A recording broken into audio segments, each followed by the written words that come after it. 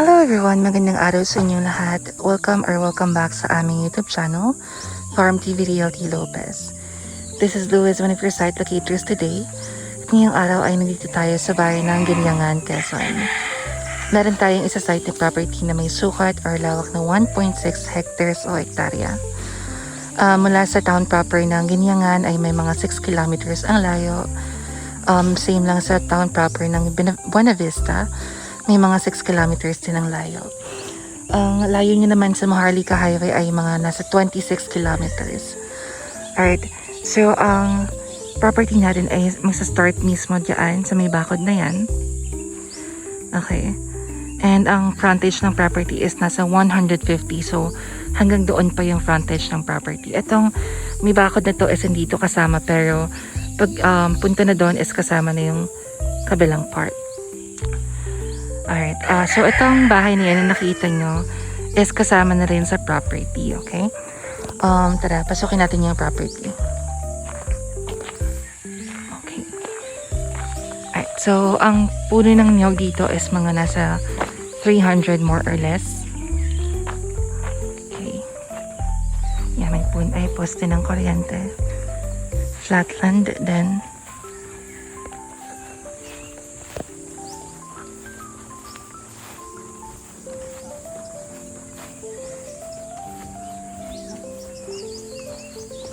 Okay. Sarap tapakan ng ano.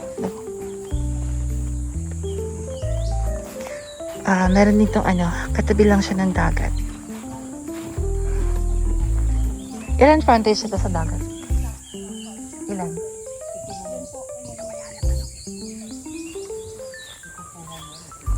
Oh, cute ng baboy. Ang tangkad.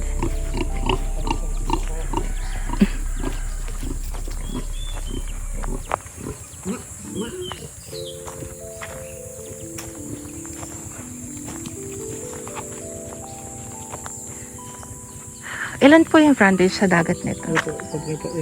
Ilan po yung ano niya sa dagat? Yung frontage nito? Ay, hindi ko po alam man. Basta po yung papuya simula po doon sa mundo ay may mohon po yan. Mohon to mohon. May mohon naman po doon. Yun po may mohon to mohon. Sige po, tara tayo pa. Tingnan muna natin yung property. Yan, may mga puno ng mangga. Mango trees. May bakod naman din siya. Ayan, may bakod. May mga puno ng saging.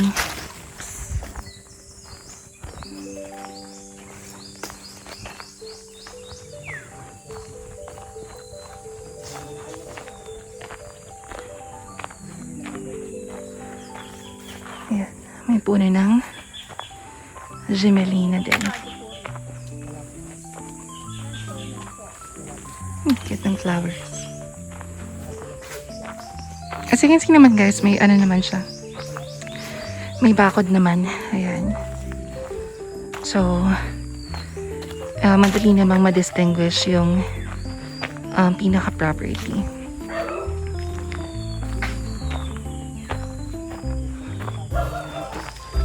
Ayan na yung dagat guys. Kita na agad.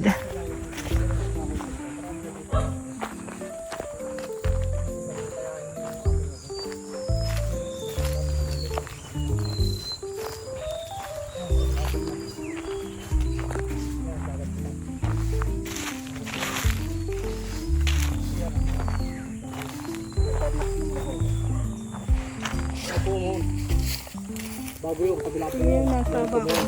Ito po ang applyan niya. Ito yun. Ayan. Ito guys yung pinaka mohon ng property.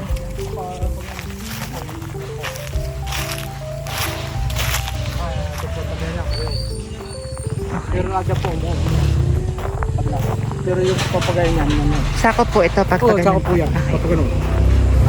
Tapos may mohon din po sa Oo po. kabila. Meron din doon.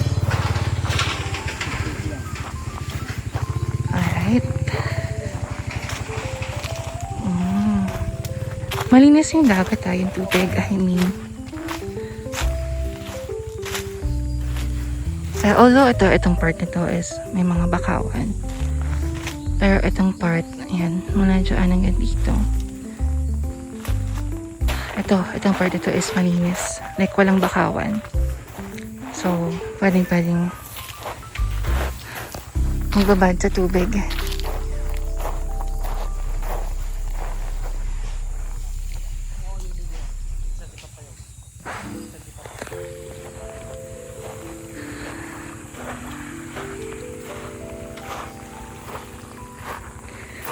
Yan, yung buhangin niya is parang more like hindi sa pinong buhangin, parang mga pebbles na.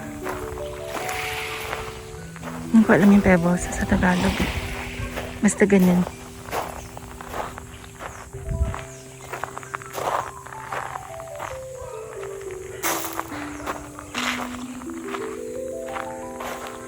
Feeling ko magandang tumambay dito kapag gabi. Like, lakad-lakad ka lang dyan. Muni-muni. Ganun. Pag heartbroken ka, dito ka na lang tumambay. Yan, pwede kang maupo dito sa ilalim ng puno na to. Hindi ko alam kung anong puno to, pero yeah.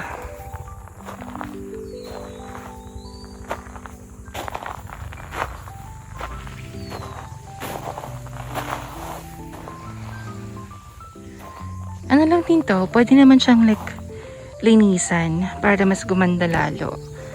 Although, di ba, hindi naman pwedeng putulin yung bakawan. Or tanggalin. I'm not even sure kung bakawan to, pero feeling ko bakawan siya. I'm so sorry, guys. Hindi lang talaga ako super familiar sa bakawan.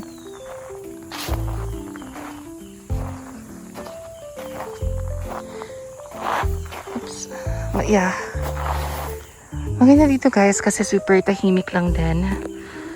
Again, if, ayun nga, parang, if gusto niyo magmuni-muni, pwede kayong tumambay dito. Ganon. And wala rin naman masyadong maipakita sa property. Again, like what I mentioned nga, mga nasa 300 yung puno ng yog dito, more or less. Okay, and flatland naman siya. Flatland siya. Oops.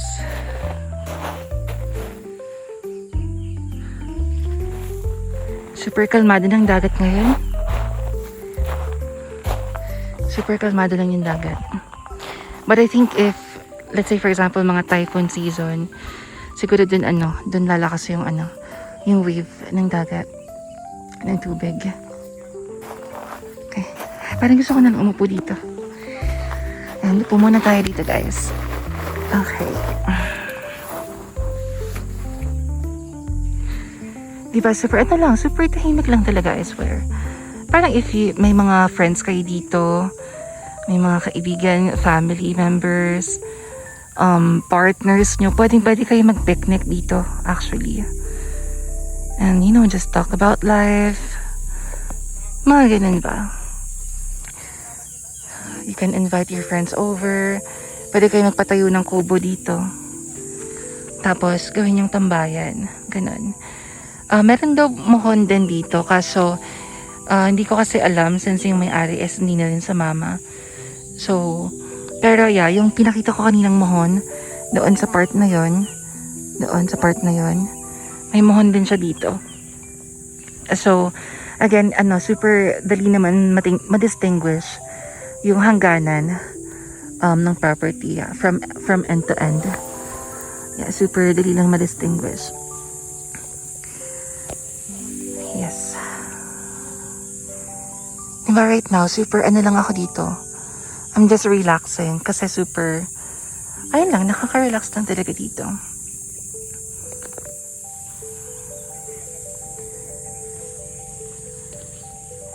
If meron naman kayong bangka, pwede naman siguro kayo dyan mag-boating or whatsoever. Ganyan, basta lang, I think if kapag nalinis lang lalo itong part ng dagat nito is super niya siya tignan, super maganda na siya tignan. And nakaupo lang tayo dito. Ganyan yung itsura ng, di ba, parang pebbles lang siya. Hindi like siya yung pure na buhangin. Yung fine na buhangin. Ganyan yung itsura ng niya. Parang pebbles. Alright guys, anyway, if you have any questions or any inquiries, please do not hesitate to contact us through the numbers or via phone numbers on the upper right side of that video. Again, this is Louis, one of your site locators. Thank you so much and see you on our next vlogs. Bye!